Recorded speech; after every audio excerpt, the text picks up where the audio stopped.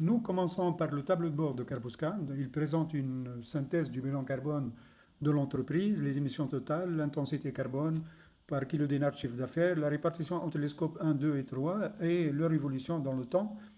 L'utilisateur identifie également les postes les plus émetteurs et les actions actuellement engagées. Donc nous passons maintenant au module de collecte des données d'activité.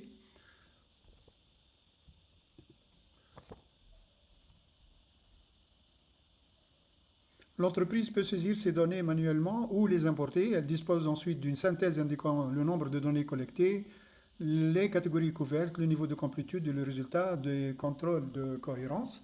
Et donc, elle peut commencer par donc le scope 1 avec les différentes catégories à saisir. Donc, quand elle choisit par exemple le carburant, donc ici, elle va trouver tous les types de carburant à saisir.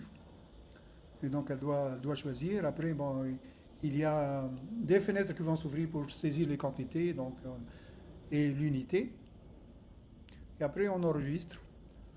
Donc, on a tout de suite après le scope 2. Donc, c'est la même chose. Il présente les différentes catégories à saisir. Et donc, le scope 3 ici.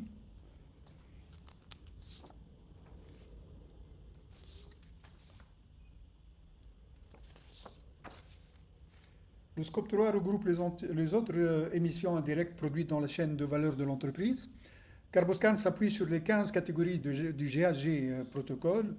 L'entreprise active uniquement les catégories qui correspondent à son activité, comme les achats, le transport, les déchets, les déplacements. Et c'est là où on configure les catégories qu'on va utiliser.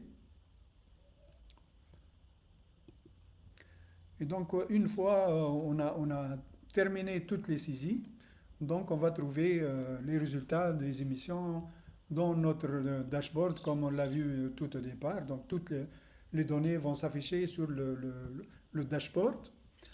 Après, donc, quand on a saisi toutes les données, on peut générer le rapport. Donc, on génère notre rapport.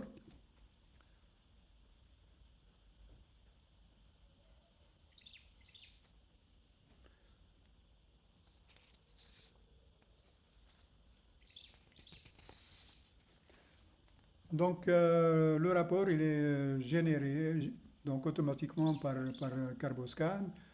On peut l'agrandir. Donc, il comporte 31 pages. Donc, avec une table de matière, donc une executive summary, donc la présentation de l'entreprise, la gouvernance et pilote de la démarche. Donc, après, l'entreprise, elle peut télécharger le rapport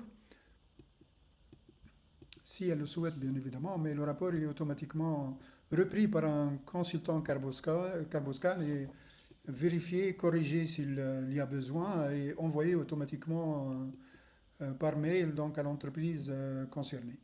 Ici, donc, on peut télécharger le rapport.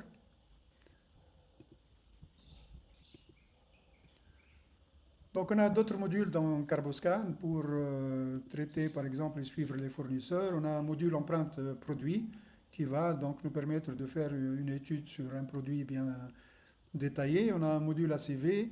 On a le module Wattbeam donc, qui permet de suivre et de gérer la consommation électrique d'une entreprise.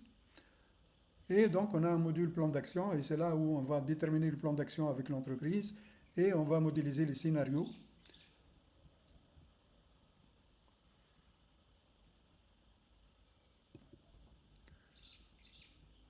Donc, il faut remplir toutes les données. Après, on peut créer donc le premier scénario de réduction des émissions de CO2 équivalent.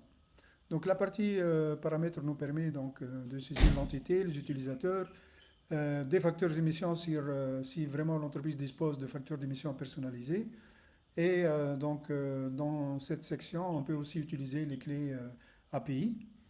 Donc, après, donc, on peut changer son mot de passe, ainsi de suite. Donc, grosso modo, c'est de cette manière que fonctionne Carboscan.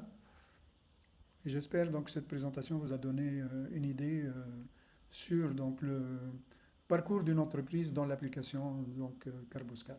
Je vous remercie pour votre attention.